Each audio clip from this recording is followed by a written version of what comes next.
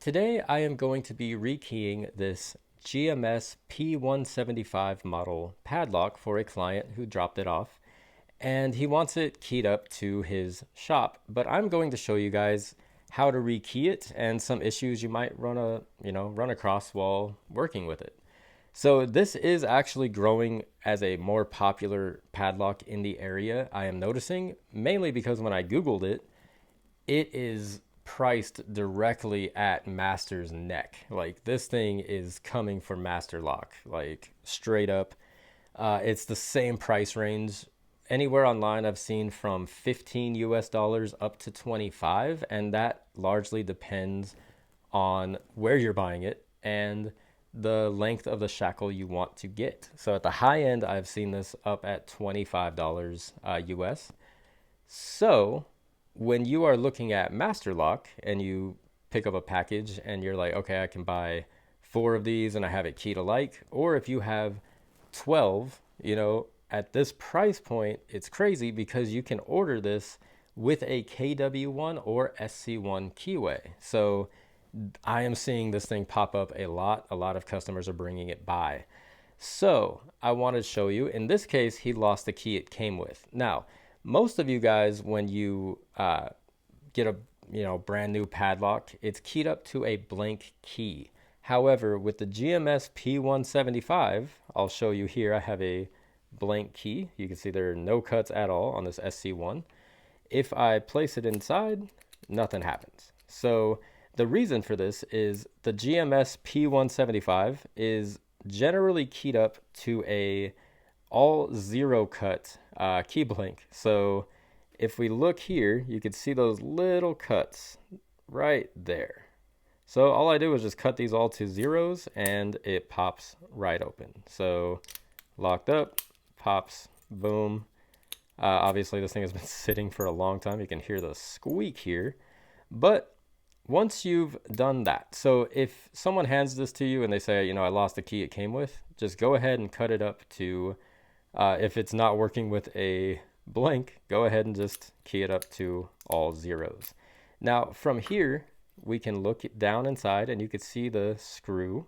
We're going to take our Phillips head screwdriver that I just dropped and we are going to just loosen that up just like so, and it should release the cylinder. So from here, we'll just leave our screw right there and we're going to set this down and we have what we need. So nothing, this actually does come off. So if that comes off, just remember the little hole faces up. So when we put this together, the hole will be on the back. So we're going to set that aside. And just like any other rekey, we are going to remove this cap. So let me just grab a pick here. I don't have one of those cool tools handy. So what we're going to do is I am going to press in this little pin here and I'm going to spin this cap.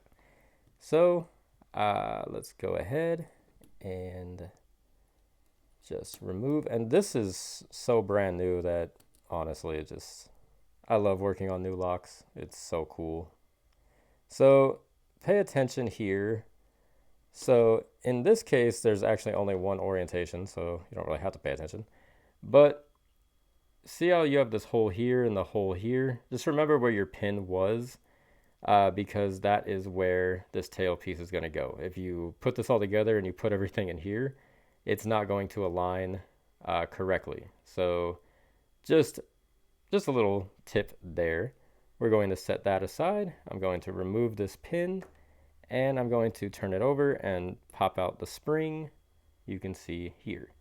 So just like anything else, we are going to take our zeroed key, put it in, turn it a quarter turn, and we are just going to take our plug follower and just slide it through. 5 pins, all 0 cuts. So now this padlock uses all standard top pins. I want to make this a quicker video. I got a lot going on today, but we're going to go ahead and dump those out.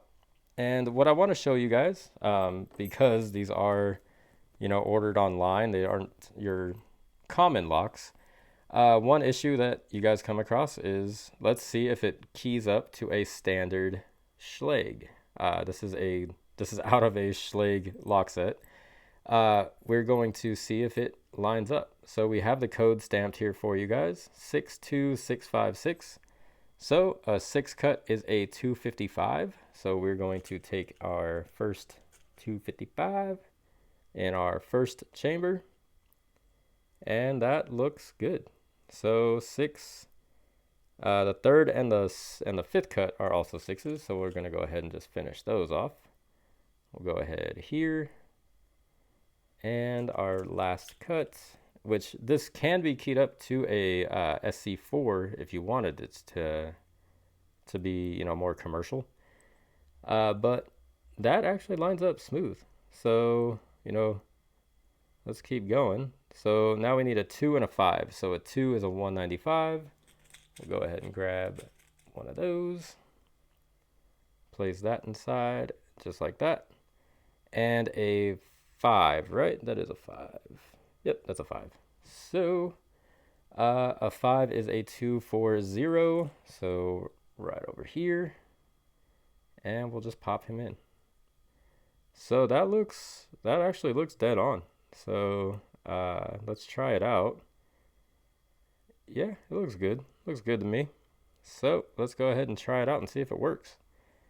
We will just pop this right back through. Again, if you've never rekeyed and you're practicing and you just happen to come across this as your first video, don't put this straight up and down, or that first pin will fall directly into this open slot. We're going to turn this just like that, because we want, all the smooth edge here to ride along the pins until it's fully inserted back into the housing, just like that. And then we can try it out, and that there is no clicking, no issues at all. Sometimes they could be really tight on these kinds. So this is being rekeyed with a 3000th lab kit. So we'll go ahead and remove the key, try it again. No issue. So that keys up directly to a standard Schlage key from factory. So from here, again, so now if you walk away and you come back and you're like, which one did I trust me, I've seen people do it. It is, on this case, the top one. We are going to drop in our spring right there. We are going to drop in our pin right there. I am going to lubricate this up in a minute, but for this purpose, I'm keying this up to these. I have to rekey it again for the customer, obviously. But from here, we are going to place our little tail piece there. And then we are going to set our cap directly on top. And that pin will want to stop you. So what we're going to do, you want to make sure that this is completely flat. So you can back it off one time just to make sure that it's actually going to thread correctly. Because if you try to force this on, you could be, forcing it on crooked. So what I always recommend, if you're new to this, leave it face down and just let it kind of fall flat. From here, we're going to take our pick. I'm going to just press down on that pin as I just turn the cap. So we're going to turn it all the way until it stops on its own. I'm not going to force it past where it wants to stop. I'm just going to let it stop where it wants, which is there. Now you see that pin is down, so we're going to pull back on it there. Let's go ahead here, and feels like it could go there. So let's test out our key and just see what happens. Works perfect. There is a little bit of a fight to removing the key, so what that tells me is I need to turn it one more rotation. So we'll give it one more, or not a rotation, but one more notch. So if we look here, you have these little notches. So if it's too hard to pull out the key, you just press this pin in and move it to this notch. If it's super tight and it's just, kind of a fight to, push the key in, or you put it in and then the key starts kind of rubbing and it's just really hard to turn, what you do is you would push this pin in and then move it back to this notch. So not a full rotation like I just misspoke, but so now that is perfect. There is no forcing the key in. There's no one thing that you will notice, if you put this in and it's having an issue, you'll see a gap between let me do that actually for you guys right here. So let me show you what it looks like if your cap is too loose. So let me loosen it up a few. Right, we'll go right there. So you see that gap right in there? What's gonna happen is you'll put the key in and it'll work, but then you'll try to pull the key out and it's not gonna wanna come out. You actually see the face of that core trying to pop out. So what you would have to do is you could just turn it over and spin it this way, or if you wanna lay it flat down, just put your thumb against the face here and then you can pull out the key. The reason that that works is because what you're doing when you're pulling it is you see that gap and then it goes away. You're pulling out the core so none of these pins are aligned correctly. So when you put it where it needs to be, you're just pressing that core so it doesn't move, and then we can remove our key. So if that happens, all you have to do, again, you just press in the pin and you just turn it. We're gonna go back up because I went kind of a lot on that one. We'll test it again, just like so. Little hard to, you still see that gap. See, I went like 4 notches and I could still see that gap.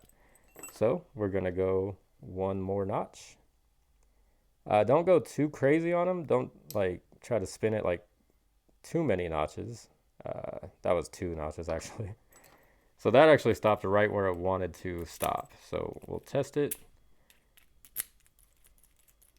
That is a little bit tight. It feels like it's rubbing a little bit. It is coming out easier, but it feels like it's rubbing. So I'm gonna go back 1 notch. Press in, go back just a notch. Like so, and test it out, and that is perfect. So, actually, let's see. It might just need a little lubricant, honestly, but now let's look. Is there a gap? Nope. So, I mean, you're always going to get a little bit there, but when you're pulling it to where you could just basically fit a fingernail in there, that's a problem. So this is actually working really smooth. So the more I'm using it now, and it does need some lubrication. So the next step is we will take our little cap here and we're going to place it over the Bible. Again, the hole is going to be facing the same direction as the tailpiece. This is the shield. So this is what you're going to see when we put it back into the lock. We are going to then just turn this over and we are going to place this. So you can see the hole. There's a little peg right in there. And then we see where the tailpiece is going to align. We are going to flip this just like so and just let it fall in. Just like that. So falls out like this, falls back in like that. From here, all we have to do is take our screwdriver, and you want to, hold the core in while you're doing this. You don't want to make the screw kind of cross thread. So now we have it. Before you lock it up, go ahead and just test it. Make sure, everything is, working. And then go ahead and lock it up. So here we go. Locked. Can't open it. Boom. Just like that. Now he has his key locked up, or his new key working. Everything is working. Always make sure before you lock these up and then you have to end up, because there is no way to shim this like a doorknob. Make sure that the key does work once it's inside. Make sure nothing's loose, nothing fell off. You always want to test that before you just go ahead and just lock up a padlock. But just like that, works smooth. You can hear, it sounds like the Tin Man before his oil. But that is how to rekey a GMS P175 model padlock. I don't have anything bad to say about these padlocks, honestly, just because the price range. I can't hate on something that's $15. I'm not going to say, oh yeah, buy this and you are safe, but this is obviously going on one of those latches where when people break into it, they just pry the entire latch. They don't even look at the lock. They just pry the screws right out of whatever it's in, a shed. Or it goes on a gate. Usually this is just keeping kids out or keeping customers from just opening something up. It's not really meant to keep out your expert level lock picking burglars that really I have not seen a single story on this. The only stories I see in the news on lock picking is actually just a guy pulling out a key because he was probably a contractor on a site and happens to have a key. I have not seen a lock picking burglar. They're breaking windows, they're kicking in doors, they're prying the entire lock off, or when they do attack the lock, they grind the shackle. And this is on par with master. So honestly, I don't have anything bad to say about this lock. They're easy to rekey. They're easy to put together. They're really simple. They are heavy, heavy locks though. This is a brick, man. This feels as much. It almost weighs as much as a brick. Just put it that way. But hopefully this video helped you guys out. If you ever come across one of these, just remember it is not generally keyed to a blank. It is keyed to 0 cuts. So if you happen to have one of these come across your counter and you're like, oh, I got you. And it's like, oh, why is that not working? Because it's cut to 0s. Some padlocks can be cut to 1s or 2s, I've even seen, but that's rare. But generally, when you come across a padlock and it's not working with a blank, try it with 0s and 1s and even 2s. I have seen that. I don't know if it came from factory, but I do know people have brought other padlocks in where it was. But that's all there is to this video. I got to take it apart again and rekey it to the client's key now. But thank you guys for watching, and I will catch you in the next video.